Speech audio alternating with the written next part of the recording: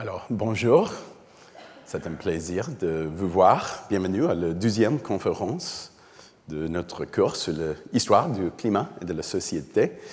Aujourd'hui, nous allons nous plonger dans l'histoire romaine. Le programme est le même que la dernière fois. Je vais parler, puis nous ferons une très courte pause, 10 minutes, avant que notre invité, Sabine Heubner, nous présente un séminaire en français.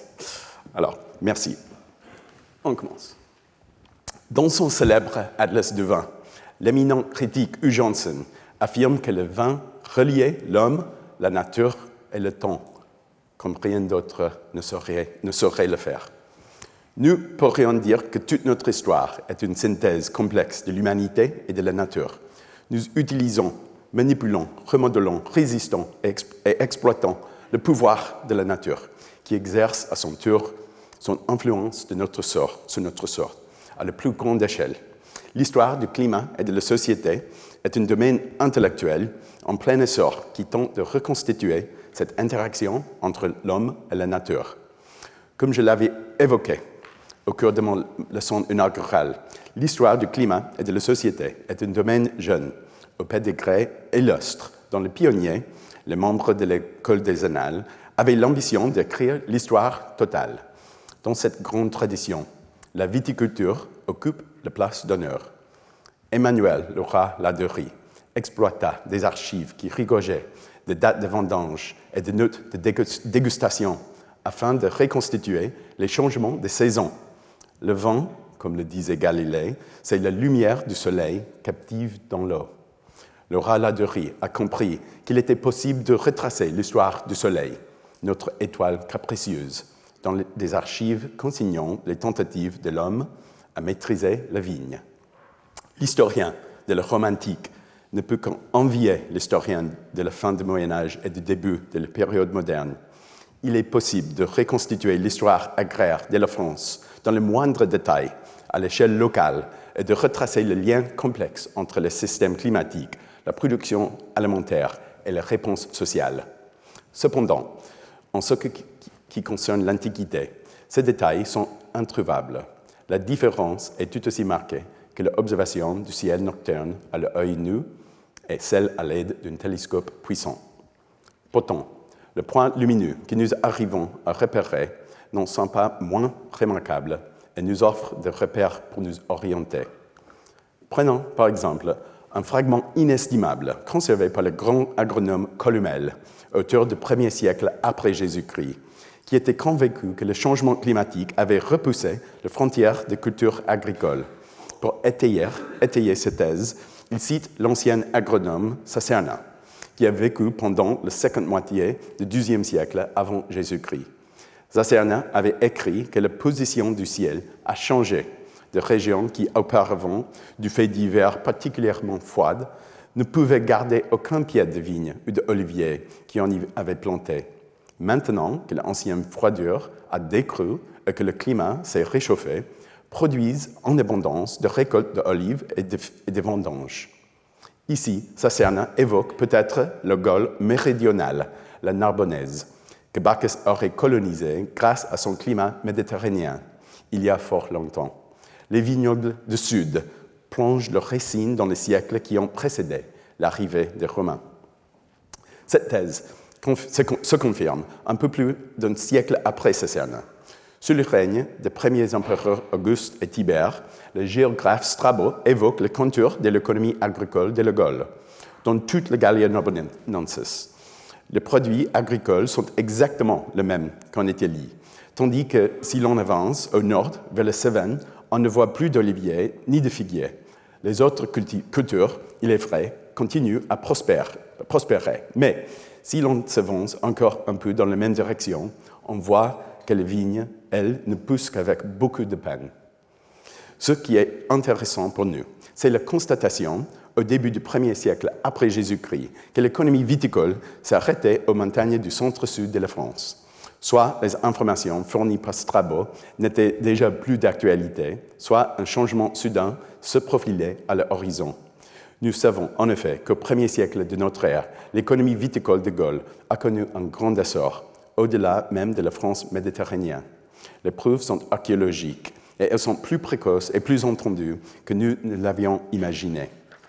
Pour reprendre le propos de notre estimé collègue Jean-Pierre Brun, qui a tant fait pour nous aider à comprendre l'interaction délicate entre l'humanité, la technologie et la nature dans l'économie agraire du monde antique, l'extension de la viticule en Gaule tempérée a été bien plus précoce et plus large que les sources antiques laissaient supposer et que nos dévanciers, comme Julien et Rajadian, ne l'avaient estimé. L'archéologie, surtout préventive, de par son action sur tout le territoire, a permis la découverte de nombreux vestiges attribuables à la culture de la vigne et à la production de vin dans les Trois Gaules et les Germanies. Non seulement je suis d'accord avec les observations historiques du professeur Brun, mais je voudrais appuyer avec enthousiasme son appréciation de l'archéologie préventive et des contributions de la ANRAP à nos connaissances, ce qui devrait être une source justifiée de fierté française. L'essor de l'économie viticole s'inscrit dans le cadre de la conquête romaine de la Gaule. Bien qu'il reste encore beaucoup à apprendre, on peut affirmer qu'elle a été réalisée grâce à l'association de facteurs humains et naturels. La romanisation a entraîné de profonds changements économiques et culturels. L'urbanisation a créé une demande. Les premiers vignobles ont été plantés à proximité des villes ou le long des routes et des cours d'eau qui rendaient les exploitations rentables. L'expansion spectaculaire de l'économie viticole s'inscrit dans le cadre plus large de l'intégration de la Gaule dans les systèmes romains. De nouveaux marchés, de nouvelles technologies, de nouveaux cépages ont transformé le pont boisé en jardin de Bacchus, à l'alignement parfait, des jardins rentables. Et pourtant, derrière cette transformation se cache le lendemain des changements climatiques. La phase d'expansion rapide coïncide précisément avec le pic de ce que l'on appelle l'optimum climatique romain. Il ne s'agit pas d'une simple coïncidence. Les étés plus chauds et les hivers plus tardifs étaient une aubaine pour les viticulteurs. Les conditions climatiques auraient stimulé les rendements et augmenté les bénéfices, alimentant les investissements et favorisant la transformation du paysage. Dans une brillante étude récente, une équipe interdisciplinaire de l'Université d'Aix-Marseille a conjugué des reconstitutions paléoclimatiques, des données archéologiques et des modèles de culture informatisés pour simuler les effets possibles du réchauffement sur la production viticole. La modélisation des cultures simule la réaction de la biologie végétale à une série de variables, dont les changements environnementaux. Les résultats sont saisissants. Le climat plus chaud a été un facteur inestimable dans l'essor de la viticulture, une sorte de subvention de démarrage offerte par la nature. Cette forte augmentation des rendements viticoles due à un climat plus chaud aurait pu améliorer la rentabilité des exploitations viticoles et encourager l'expansion de la viticulture en Gaule romaine au début de notre ère. L'économie viticole de la France est, en grande partie, un héritage du mariage entre la romanisation et l'optimum climatique romain, une synthèse de l'humanité et de la nature. L'encyclopédiste romain Pline nous a transmis l'intemporel proverbe « in vino veritas ». Nous partons de ce que la veritas, issue de l'histoire du vin en Gaule romaine, nous permet d'entrevoir pour réfléchir à la phase de l'histoire du climat communément appelée la période chaude romaine ou l'optimum climatique romain.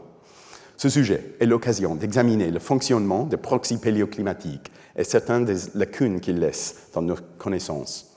Il nous donne également la possibilité de réfléchir à la manière dont les changements climatiques influencent l'humanité aux trois niveaux de temps brodéliens. En d'autres termes, le changement climatique fait partie intégrante du temps géographique, lent et largement imperceptible aux yeux de l'homme. Il fait partie du temps structurel, des longs cycles des économies et des cultures, de l'échelle de temps à laquelle un écrivain spécialiste du monde agricole pourrait observer l'avancée des cultures méditerranéennes dans ces nouvelles régions. Il fait également partie de l'histoire événementielle, de l'écume de l'océan, de la surface des événements, du très court terme. Aujourd'hui, le sujet de l'optimum climatique romain mettra l'accent sur le long terme. Ce sujet nous rappelle que le climat a contribué à l'épanouissement des civilisations autant que leur effondrement. Permettez-moi de formuler les questions centrales du thème aujourd'hui de la manière la plus audacieuse possible. La réussite de l'Empire romain est-elle due à un climat clément, bénéfique et providentiel? Sur cette question, je ne suis pas impartial. Cependant, l'Empire romain fut en toute objectivité un accomplissement remarquable. Les Romains ont donné naissance à une des plus grands empires terrestres de l'histoire. Il s'agit de l'un des empires à la plus grande longévité de l'histoire, puisqu'il a duré près d'un millénaire, depuis la conquête de la fin de la République jusqu'à sa chute au début du Moyen-Âge. Ces monuments nous émerveillent encore de nos jours. Son rayonnement demeure omniprésent. Mais peut-on autant attribuer la grandeur de Rome à un heureux hasard, à un climat optimal qui tombait à pic? Même moi, je trouve cette idée semble un peu folle. Mais je défends aussi qu'elle a une part de vérité. Bien entendu, j'insisterai sur le fait qu'il y a des éléments importants que nous ne comprenons pas encore. J'oserais aussi dire que rien n'est simple et qu'il est impératif d'éviter de se laisser séduire par la théorie des civilisations dites des tomates sous serre, que j'expliquerai plus en avant. Pour étudier cette question, il faut se demander ce qui signifiait la croissance économique dans le Rome antique. Il nous faut également réfléchir à la manière dont la fragile croissance de l'Empire romain, tributaire de la stabilité du climat, s'est discrètement mais profondément infiltré dans les attentes politiques de la société romaine. Pour commencer, qu'est-ce que c'est l'optimum climatique romain? La question est loin d'être simple. Il est utile de replacer très sommairement l'histoire de l'humanité dans le contexte de l'histoire géologique. Voilà. L'Homo sapiens est apparu en Afrique il y a 200 à 300 000 ans, à l'époque du Pléistocène. Le Pléistocène était globalement une période glaciaire, interrompue par des périodes plus chaudes appelées interglaciaires. Nous traversons une telle période interglaciaire, connue sous le nom de l'Holocène. Elle a commencé il y a 11 700 ans. D'une manière générale, l'Holocène a été une période chaude et particulièrement stable. L'humanité a prospéré pendant l'Holocène, ou plus exactement, elle a explosé pendant l'Holocène, période qui donne le jour au monde, au seul monde que la civilisation humaine ait connu. Cette explosion est telle que les conséquences de notre consommation en énergie et en biens matériels risquent de faire basculer le système terrestre dans une nouvelle ère, celle que l'on désigne sous le nom d'Anthropocène. Mais l'Holocène se caractérise par la variabilité et les changements climatiques à toutes les échelles de temps. Ces variations sont causées par celles de l'orbite terrestre, du rayonnement solaire et du volcanisme, conjuguées à des mécanismes de rétroaction complexes tels que la glace de mer et la dynamique couplée de l'océan et l'atmosphère. Jusqu'à l'apparition du réchauffement anthropique, la Terre a connu un refroidissement progressif pendant 8000 ans. Toutefois, cette tendance au refroidissement a été interrompue par de longues périodes de réchauffement. Certains chapitres de l'histoire de l'Holocène sont marqués par une relative stabilité et d'autres par de brusques changements et transformations. Ce changement climatique naturel constitue une sorte de laboratoire qui permet d'étudier les interactions entre les sociétés humaines et les systèmes terrestres. L'optimum climatique romain est le nom informel donné à une période de l'histoire climatique de la fin de l'Holocène. En revanche, les éons, les ères, les époques géologiques, comme le Pléistocène et l'Holocène, se voient attribuer des noms et des limites chronologiques de la manière la plus formelle que soit. La Commission internationale de stratigraphie est un organisme officiel qui encadre le processus scientifique de découpage et d'étiquetage de l'histoire de la Terre. Mais les périodes chronologiques informelles, telles que l'optimum climatique romain, sont beaucoup moins formelles. Et par conséquent, on doit déplorer une plus grande incohérence. Les dates proposées pour le début de l'optimum climatique romain, pour le début dans la littérature scientifique publiée, sont les suivants: 550, 450, 400, 200 avant Jésus-Christ et 1 avant Jésus-Christ. Les marqueurs de fin comprenant l'année 50 avant Jésus-Christ, l'année 0 qui n'existe pas, 5 ans après Jésus-Christ, 250 après Jésus-Christ, 300 après Jésus-Christ et 350 après Jésus-Christ. Bon. Il existe des arguments valables en faveur de l'inexistence de l'optimum climatique commun. Certains affirment que ces étiquettes chronologiques font plus de mal que de bien. Si elles ne incitent pas au désespoir, ces divergences témoignent de la complexité du problème et de la nécessité de renforcer les efforts de synthèse. L'histoire de la notion et du nom de l'optimum climatique commun peut être résumée brièvement, car elle n'est pas très longue. Pour autant que je sache, l'expression optimum climatique commun est utilisée pour la première fois au début des années 1990 et seulement de façon marginale. Elle a été remplacée par la désignation période chaude romaine qui apparaît pour la première fois à la fin des années 1990 et joué un rôle d'une certaine popularité pendant une dizaine d'années. Le concept de période chaude romaine reprenait à dessein ce qui était alors la période chaude médiévale, plus connue. Mais le nom et le concept de la période chaude médiévale étaient déjà remis en question dans le troisième rapport d'évaluation du GIEC de 2001. La formule période chaude médiévale suscite l'inquiétude, car les preuves d'une période chaude globale et synchrone au Haut Moyen Âge sont peu convaincantes. L'expression anomalie climatique médiévale a gagné en popularité et a presque entièrement remplacé la période chaude médiévale dans la littérature scientifique.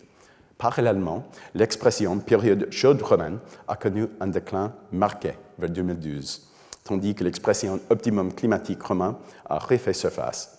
Peut-être est-ce dû en partie à une synthèse majeure des connaissances sur le paléoclimat de l'Antiquité romaine, publiée cette année-là par une équipe dirigée par Mike McCormick, qui a privilégié l'expression optimum climatique romain. Au cours des 10 dernières années, ce nom a dominé la littérature scientifique et historique.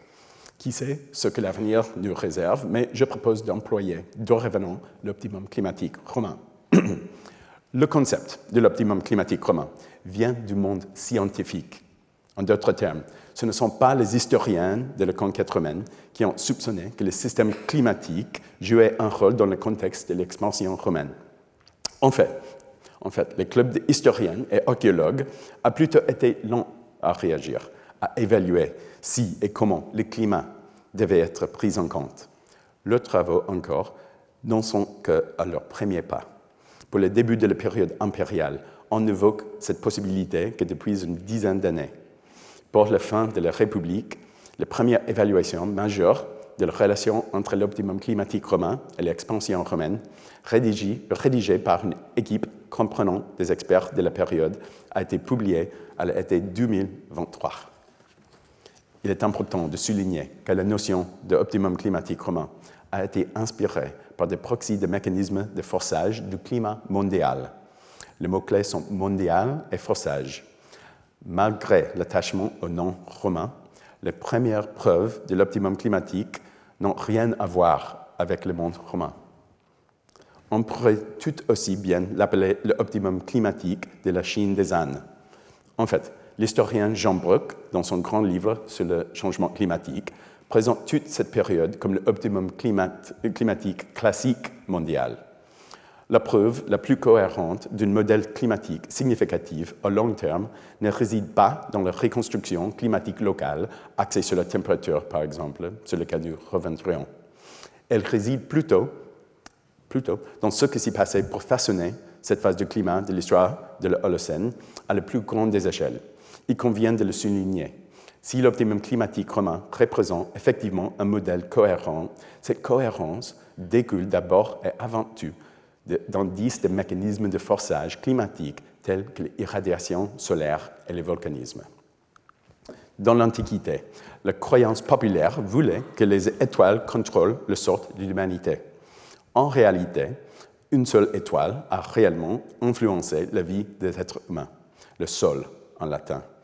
Mais son influence est sans aucun doute significative. Le Soleil n'est pas une étoile constante, et les modestes fluctuations de l'activité solaire affectent le système climatique de la Terre. Nous sommes en mesure d'étudier le comportement historique du Soleil grâce à des traceurs physiques connus sous le nom de radionucléides cosmogéniques. Les radionucléides cosmogéniques présents dans les carottes glaciaires sont inversement liés à l'activité solaire et constituent un proxy sensible de l'évolution de la quantité d'énergie radiative qui atteint la Terre. Ces archives nous indiquent que l'optimum climatique romain était une phase d'activité solaire élevée et stable. Le Soleil a été généreux avec les Romains pendant une période exceptionnellement longue, depuis les guerres puniques jusqu'aux invasions lombardes. Le Soleil leur a fourni beaucoup d'énergie. Mais surtout, le Soleil a été anormalement stable, notamment à la fin de la République. En même temps, les Romains ont été témoins d'une période anormalement calme dans l'histoire récente du volcanisme. Les grandes éruptions volcaniques projettent du soufre dans la stratosphère, qui se transforme en aérosol et reste dans le ciel pendant quelques années, diffusant les irradiations solaires dans l'espace. Cela se traduit généralement par un refroidissement qui est temporaire, mais souvent grave et déstabilisant. Les éruptions majeures laissent des traces dans les couches de glace. Et là encore, les Romains semblent avoir eu une chance peu courante. La seule éruption majeure entre la fin de la République et le règne de Marc Aurèle s'est produite en 43 avant Jésus-Christ, après l'assassinat de Jules César. Les prières des Romains à Vulcain ont été entendues, semble-t-il. Dans l'ensemble, le soleil était radieux et le ciel dégagé, d'une manière très générale. Ce mesure des mécanismes de forçage mondiaux ne nous éclaire guère sur l'expérience du climat sur le terrain, qui est beaucoup plus variable, régional et imprévisible. L'Empire romain était évidemment une entité politique remarquable sur le plan écologique. En son cours se trouvait la mer Méditerranée avec son climat caractéristique d'été chaud et d'hiver humide. La Méditerranée occidentale est plus fortement influencée par les systèmes atlantiques tels que l'oscillation nord-atlantique, à savoir le gradient de pression qui affecte la trajectoire de l'air océanique humide circulant d'ouest en est. Les longues des limites méridionales et orientales de l'Empire, des vastes étendues de territoire romain, étaient perchées en bordure du désert. L'Égypte, bien sûr, était unique en son genre à l'époque. Les riches limons de la vallée du Nil ont fait de l'Égypte le grenier de blé à blé de l'Empire. Mais cette fertilité dépendait de la crue annuelle du Nil, source de vie, qui rechargeait le champ en eau et en nutriments. Cette crue dépendait à son tour des pluies et des moussons sur le haut plateau de l'Afrique de l'Est, ce qui signifie qu'une partie essentielle du système romain était actionnée par des engrenages climatiques situés à l'autre bout du monde. Pour l'heure, je limiterai mes remarques sur l'Égypte à ce qui suit. Malgré son importance considérable dans l'histoire romaine, l'histoire climatique de l'Égypte romaine demeure une grande inconnue. Nous avons besoin de papyrologues spécialisés pour reconstituer méticuleusement l'histoire des crues du Nil à l'époque romaine, et pour le faire à la lumière de ce que nous apprennent les relevés climatiques mondiaux, en particulier ceux du phénomène de El Niño, oscillation australe. Sabine Hübner a entrepris ce chantier colossal et je brûle d'impatience de découvrir ce qu'elle aura à nous dire au cours de son séminaire, qui est prévu plus tard aujourd'hui. En comparaison, peu d'empires terrestres dans l'histoire avaient la main mise sur autant de diversité nord-sud que les Romains. Les climats atlantiques et continentaux du vaste nord reliaient la fortune de Rome à un autre ensemble de territoires sous le contrôle de mécanismes climatiques assez distincts. N'oublions pas non plus que cette diversité climatique de l'Empire romain s'accompagnait d'une connectivité sans égale, notamment par le biais des corps d'eau et de mer. L'Empire romain n'est pas un simple superficie territoriale, mais un vaste réseau constitué de différents noyaux environnementaux qui dépendent entièrement de liaisons par voie d'eau. Lorsque nous parlons d'une phase de l'histoire du climat, telle que l'optimum climatique romain, nous devons garder à l'esprit qu'il s'agit d'un concept et d'une abstraction. Ses limites et sa définition sont compliquées et ne supposent pas l'uniformité. La notion d'optimum implique également que le climat était idéal, voire parfait, pour l'épanouissement de l'homme. D'un côté, cela peut sembler être la forme la plus grossière du déterminisme climatique. Il voit une civilisation comme des tomates que l'on cultive sous serre. Il suffit que la température et l'humidité soient adaptées et stables pour qu'elles poussent.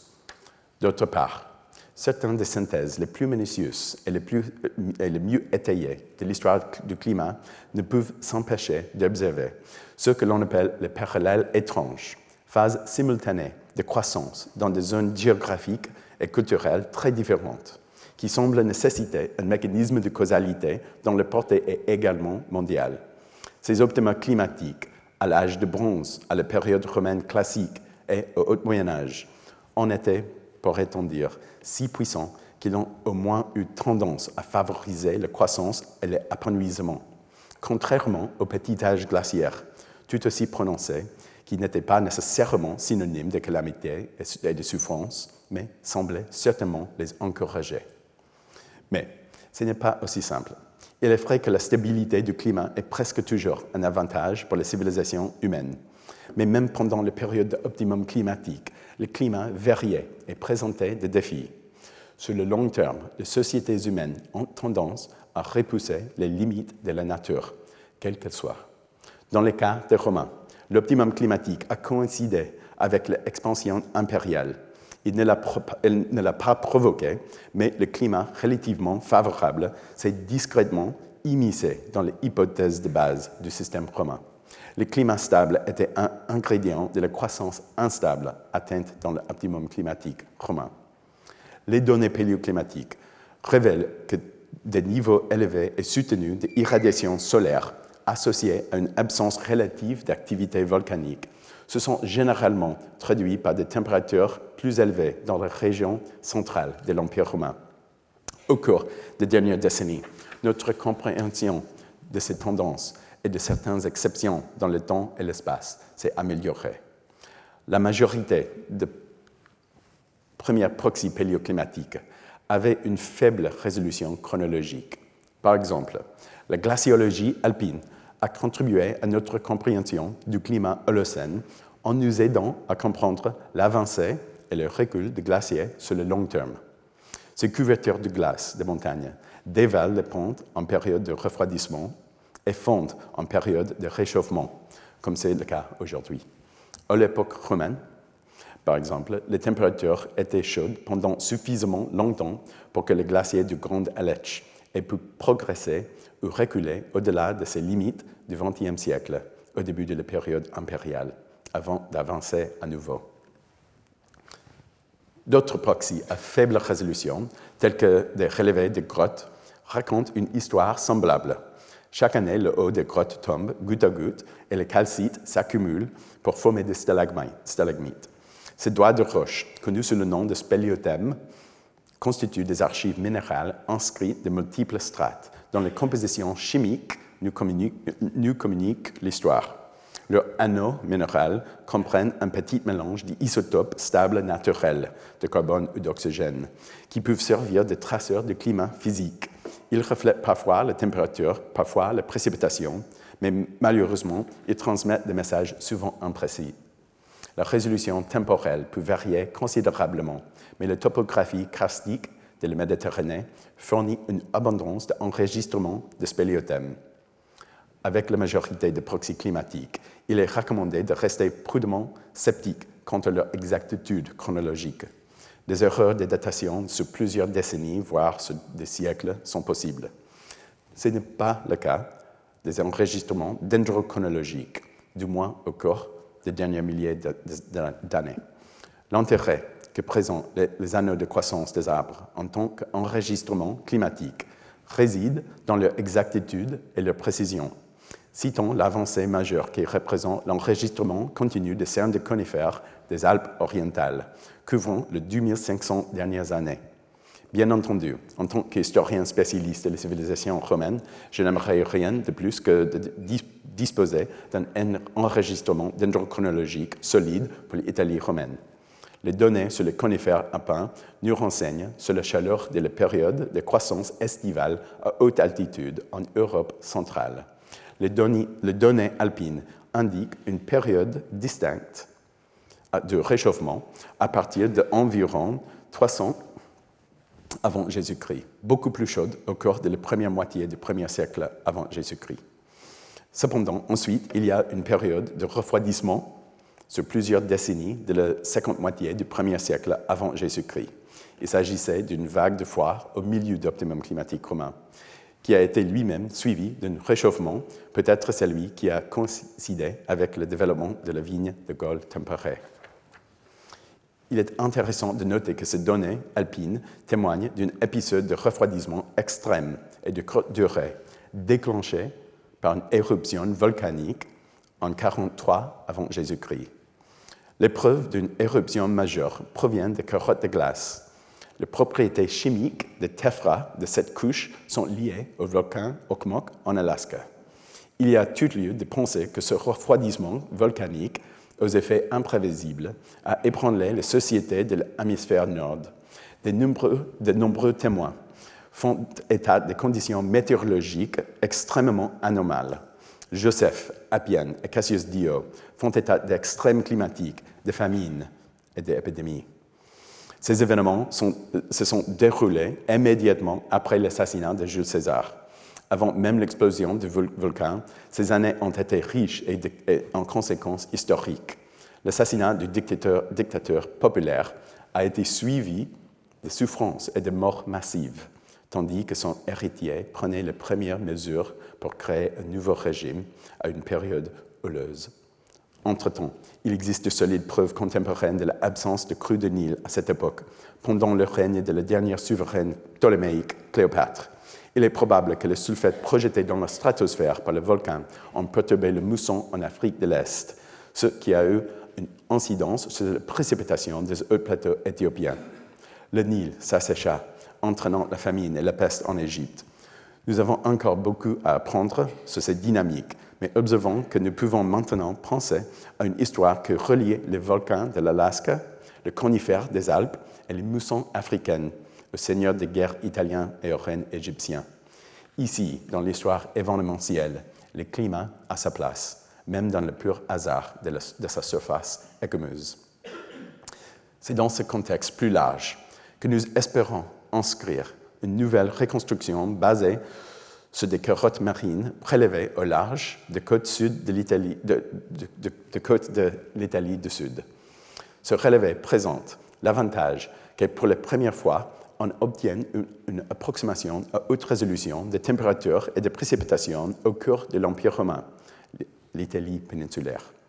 Tout d'abord, les données actuelles ne remontent que 211 avant Jésus-Christ et elles commencent au milieu d'une période déjà chaude. Nous aimerions en savoir plus sur les siècles précédents pour mieux comprendre les premières phases de l'optimum climatique romain. Deuxièmement, comme on peut s'y attendre, il y a des phases où les tendances des températures évoluent au même rythme que les données sur les conifères alpins, et d'autres où elles sont contradictoires.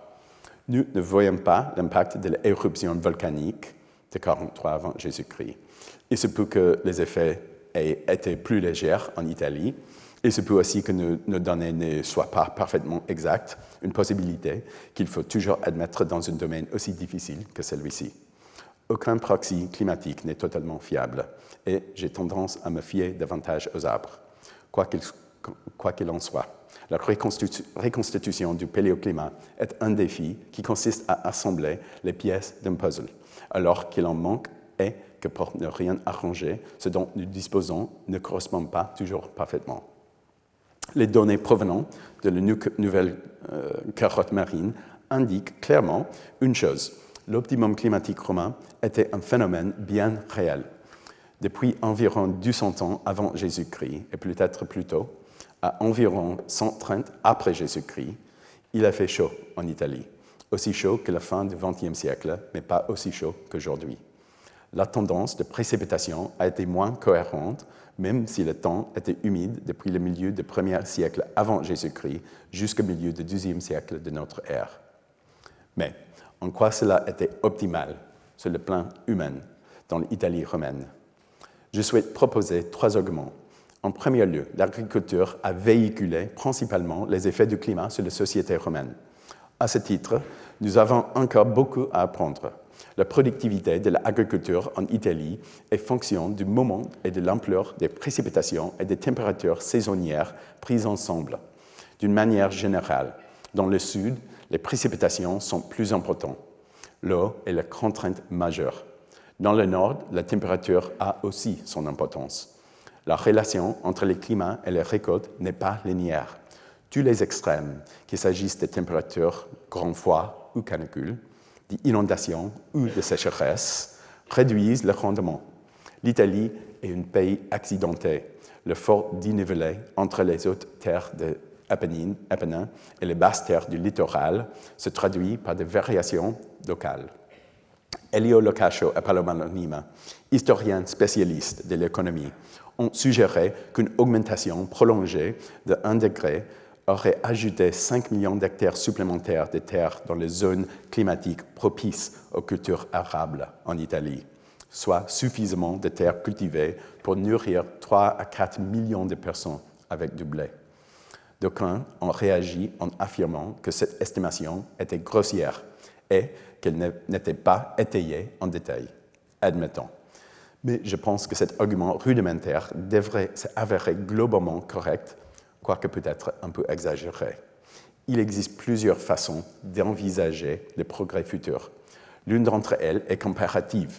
Nous disposons de données plus riches pour l'Italie de la fin du Moyen-Âge et du début de l'époque moderne. Celle-ci suggère qu'un refroidissement soudain et une démographie élevée font mauvais ménage. Nous devons également comparer les tendances climatiques aux données de fouilles archéologiques afin d'étudier l'interaction entre le mode de peuplement et les facteurs naturels. Il ne fait aucun doute que nous devons nous attendre à des variations au sein des régions et d'une région à l'autre, en fonction du rôle d'éléments comme les facteurs du marché, la sélection de cultures, les voies de transport, les propriétés foncières et la démographie. Nous devrions également chercher à exploiter le potentiel de la modélisation de cultures. Encore une fois, cela représente de grands défis. Les Romains cultivaient un mélange de blé tendre, surtout dans le nord, de blé dur, plutôt dans le sud, mais aussi les amidonniers et de l'orge. La modélisation de cultures modernes prend en compte toute une série de facteurs, trop de facteurs, mais peut nous aider à saisir certaines relations entre la biologie des plantes et les variables climatiques. N'oublions pas non plus que le vin était une source importante de calories, un aliment de base dans le Rome antique. Comme aujourd'hui, le vin faisait que la vie était digne d'être vécue, mais il la rendait aussi possible. Par ailleurs, on peut également modéliser le vendange sous différentes conditions climatiques grâce à la simulation informatique. Soyez attentifs aux évolutions dans ce domaine, car il s'agit de recherches menées en ce moment même. Dans le cas de Rome, comme dans celui d'autres civilisations qui ont bénéficié des optima climatiques de l'Holocène, les effets du climat ont été ressentis dans les conditions particulières de la croissance économique de l'Antiquité. En fait, c'est la croissance économique qui m'a d'abord poussé à m'intéresser à la question de l'évolution de l'environnement. J'ai rencontré l'histoire du climat par l'intermédiaire de l'histoire économique. Depuis Max Weber, les historiens de l'économie ont débattu de l'existence même d'une croissance dans les économies anciennes. Il ne fait aucun doute que les phases les plus impressionnantes de l'expansion économique à l'époque prémoderne ne sauraient rivaliser avec la croissance moderne. La croissance moderne est essentiellement alimentée par la révolution scientifique et la révolution énergétique. Les avancées de la scientifique, par exemple la mécanique newtonienne, ont finalement été traduites par des ingénieurs et des entrepreneurs en innovations technologiques utiles qui ont permis d'accroître la productivité, comme les machines à vapeur. La révolution industrielle a été transformatrice parce que les sociétés ont appris à exploiter l'énergie fossile en concevant des machines à vapeur qui ont à leur tour transformé les secteurs de l'exploitation minière, du textile, de la fabrication et du transport. La deuxième révolution industrielle a été favorisée par des découvertes fondamentales en chimie et en électromagnétisme, qui ont débouché sur des innovations massives: ampoules électriques, électricité, télécommunications, engrais synthétisés, polymères, produits pharmaceutiques, moteurs à combustion interne, etc. Au cours des dernières décennies, la production de masse de microprocesseurs a sans doute été l'innovation la plus importante. Dans notre monde, la science est le moteur de l'innovation, laquelle est le moteur de la croissance. Les sociétés anciennes, en revanche, ne connaissaient rien de tout cela. Elles étaient limitées sur le plan technologique. L'agriculture était de loin le secteur dominant. La productivité était relativement modeste et les revenus par habitant étaient faibles. Les idées fondamentales de Thomas Malthus sont aujourd'hui solidement étayées par des données empiriques. En effet, l'augmentation de la production avait tendance à entraîner une augmentation de la population en Antiquité et non une augmentation du revenu par habitant. L'innovation technologique était lente et limitée, ce qui se traduisait par une augmentation de la population et non de richesse. La pauvreté qu'ont connue les sociétés pré-industrielles a conduit certains historiens de l'économie à nier l'existence d'une véritable croissance dans l'Antiquité romaine. Nous pouvons convenir que la croissance démographique, la croissance extensive, a été le résultat le plus important de l'augmentation de la production agricole dans le monde romain. Les Romains n'ont jamais été prêts de s'affranchir des limites malthusiennes des économies pré-industrielles. Il n'y a pas eu d'augmentation soutenue des connaissances scientifiques. Il y eut peut-être même une régression par rapport à l'époque grecque. Cependant, il est désormais établi que ce point de vue est trop pessimiste. Le monde romain a connu des augmentations modestes, mais réelles, de la production par habitant. Le vent a commencé à tourner grâce à l'archéologie, et plus particulièrement aux nombreuses preuves archéologiques d'échanges commerciaux.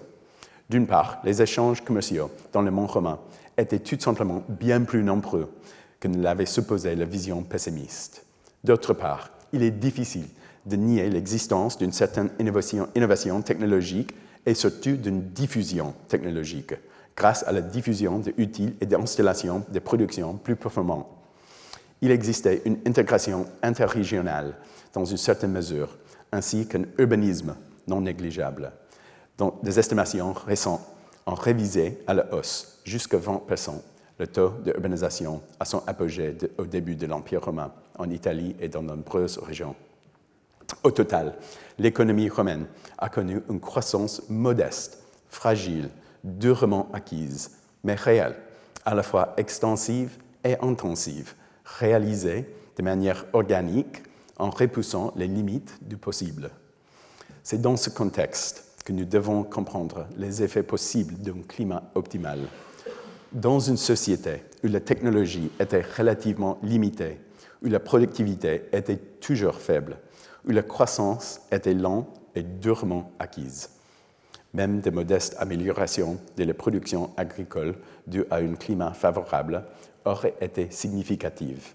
Dans une phase où le climat était anormalement stable, essentiellement aussi stable que n'importe quelle période de la fin de l'Holocène, la population a augmenté. Nous pourrions considérer le stress climatique comme le plus efficace des obstacles répressifs malthusiens. La pénurie de denrées alimentaires et la faim freinaient généralement la croissance démographique des sociétés pré-industrielles. Mais la dynamique malthusienne visant à réguler la démographie a toujours été maladroite. Les brèves périodes de crise climatique ont contribué à exacerber les souffrances et à freiner la croissance démographique. Mais dans les optimums climatiques romains, on constate que l'obstacle répressif n'était pas de plus efficace en raison de la stabilité du climat. La population s'est heurtée aux limites écologiques. Les pressions se sont intensifiées. En résumé, le système a connu une croissance, mais aussi des tensions. Nous pouvons fonder notre réflexion sur le fait que le climat et les sociétés humaines sont des systèmes complexes. Une société humaine dans un optimum climatique n'est pas une tomate cultivée sous serre. Les siècles de la fin de la République et du début de l'Empire ont été des siècles de dynamisme, surtout en Italie, et il aurait été presque indépendamment de l'évolution du climat. Comme dans le sud de la Gaule, ces siècles ont été marqués par une grande vitalité un peu partout en Italie, avant même l'arrivée des Romains. La conquête romaine de l'Italie n'a pas été le moteur principal. Elle n'a pas donné vie à une péninsule inerte. Elle a plutôt donné un coup de fouet à une expansion déjà en cours. Les Romains ont surfé sur la crête d'une vague déjà montante. Ces siècles ont été marqués par des évolutions du système alimentaire, avec une spécialisation et des échanges croissants, une nette expansion des marchés urbains et de la production agricole destinée aux marchés urbains. Le remplacement de bœuf par le porc en est un signe évident que les consommateurs urbains ont développé un goût pour les viandes de porc, qui est devenu une caractéristique de la vie citadine romaine. L'irrigation devient beaucoup plus visible dans les archives archéologiques, tout comme le stockage des aliments. En fait, la mise au point spectaculaire des technologies et des techniques de stockage des aliments, tant en milieu rural qu'en milieu urbain, est un indice remarquable de l'évolution des systèmes humains. Les archéologues ont soigneusement retracé cette expansion révolutionnaire des doléas, des calas et des greniers urbains au cours du dernier siècle avant Jésus-Christ et du premier siècle après Jésus-Christ. Si le climat était favorable, pourquoi avoir besoin de tant de stockage? En réalité, ces tendances ne sont pas contradictoires. L'amélioration de la résilience sociale reflétait dans une grande capacité de stockage, en parallèle à un climat relativement favorable, est le point crucial. Un climat optimal est optimal par rapport à d'autres périodes de forte instabilité, mais pour les êtres humains de l'époque, il reste un allié inconstant. De plus, au fur et à mesure que la population augmentait, les agriculteurs s'installaient sur des terres de moins en moins productives. Au cours de cette même période, alors que la légion d'une république qui touchait à sa fin baptisait un empire, les systèmes alimentaires romains en est venu à dépendre des provinces plus éloignées pour nourrir les plebs. Les conquêtes territoriales, les nouveaux droits politiques sur les céréales et les progrès technologiques dans les transports maritimes sont allés de pair. La Sicile, l'Afrique du Nord, puis l'Égypte ont été vaguement intégrés dans un réseau alimentaire méditerranéen. Cette diversité a renforcé la résilience du système aux contraintes ordinaires de l'optimum climatique romain. L'Égypte en particulier a créé un écosystème alimentaire véritablement indépendant dans l'orbite romaine. J'ai mentionné le récent document synthétisant ce que nous savons sur l'optimum climatique romain et l'expansion romaine. Et je voudrais citer les conclusions perspicaces auxquelles est parvenue l'équipe de chercheurs dirigée par Seth Barnard de Toronto dans cette synthèse. La théorie de la résilience souligne que cette combinaison est susceptible d'entraîner l'émergence d'un piège de rigidité dans lequel de fortes rétroactions ont contribué à maintenir le statu quo. Selon nous, c'est précisément ce qui s'est produit à la fin de la République romaine, lorsque l'augmentation des ressources vivrières et la montée concomitante des tentes sociétales sont devenues étroitement liées à la politique romaine. Étroitement liées, montant des attentes. Il s'agit d'une histoire totale, les histoires inséparables de la terre et de l'agriculture, du changement climatique et de la technologie, des attentes sociales et politiques. Bien que les historiens de l'Antiquité n'aient pas été d'accord sur le chiffre exact de la population en Italie à l'époque romaine, il est généralement admis que la population a augmenté tout au long du premier siècle de notre ère, atteignant probablement son maximum dans la première moitié du XIIe siècle, à mesure que les campagnes se peuplaient et que les villes s'attendaient au-delà de leurs limites. Nous savons aujourd'hui que cette dernière poussée de croissance a coïncidé avec la phase la plus chaude et la plus stable de l'optimum. Mais cela n'a pas duré. Dans la reconstitution des carottes marines, l'optimum climatique commence à s'essouffler très tôt, plus tôt que nous ne l'avions prévu, même à partir de 100 ans environ de notre ère. La variabilité devient encore plus prononcée à partir de 100 ans environ de notre ère, avec un refroidissement brutal, L'optimum climatique romain s'est terminé lentement avec un gémissement presque imperceptiblement au début. Puis, dans les années 160 de notre ère, sous le règne de Marc Aurèle, une société fragile a été confrontée à des défis nouveaux et plus profonds que ceux auxquels elle était préparée. J'ai soutenu que nous devrions comprendre la fin de l'optimum climatique romain comme la fin d'une certaine trajectoire dans l'histoire ancienne. Sur le plan économique, cette trajectoire a été définie par la réalisation d'une croissance intensive et extensive sur la durée. Même dans des conditions fondamentalement malthusiennes, il y a eu une croissance de la population sans paupérisation absolue, une expansion démographique et une croissance modeste de la production par habitant grâce à la diffusion technologique, au commerce, à la spécialisation et à l'intégration. Mais cette croissance était tendue, fragile. Discrètement, les principes de base de l'épanouissement de la République ont été intégrés dans l'économie politique du début de l'Empire. Il y avait suffisamment de corps pour recruter dans l'armée. Les impôts perçus étaient suffisants pour rémunérer les troupes et nourrir la plèbe urbaine. Il y avait des problèmes, mais des problèmes qui l'on pouvait résoudre. Les crises alimentaires naissantes sous Claude, par exemple. Mais elles restaient gérables. Le système pouvait supporter les perturbations sans perdre sa structure ou sa fonction. Mais il allait rencontrer plus de difficultés pour répondre à de nouveaux chocs.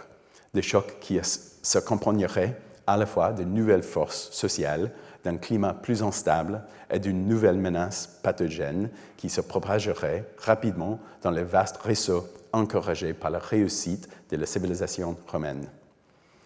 En conclusion, l'optimum climatique romain est une désignation envisagée qui qualifie une phase particulière de l'histoire de l'Holocène, caractérisée par un rayonnement solaire élevé et une faible activité volcanique. Au cours de l'Holocène, des phases de ce type correspondent le plus souvent à l'apogée des civilisations, à des âges d'or, où sont généralement réunis des facteurs importants comme la croissance démographique, l'activité commerciale, l'urbanisation et la stabilité politique. Il reste encore beaucoup à apprendre sur l'optimum climatique romain, sa chronologie, le rôle majeur qui joue l'Égypte et son climat singulier dans le système romain, les dynamiques de la production agricole. Avant tout, nous devons comprendre les circonstances particulières de l'histoire de l'humanité et de la Terre au cours de cette période. La longue phase de stabilité climatique a coïncidé avec l'essor de Rome et son expansion maximale et a probablement propulsé la productivité agricole et la croissance démographique à des niveaux qui allaient devenir impossibles à maintenir à partir de la fin du XIIe siècle. Pour les Romains de Haut-Empire, les avantages discrets d'un climat généreux s'immiscent dans un système poussé à l'extrême au cœur de l'économie politique sous-jacente de l'Empire. Cela n'était pas fait pour durer. À mon avis, ce chapitre de l'histoire nous incite à nous demander comment les avantages discrets d'un climat en voie de disparition rapide ont pu se glisser dans le monde que nous habitons. Merci. Merci.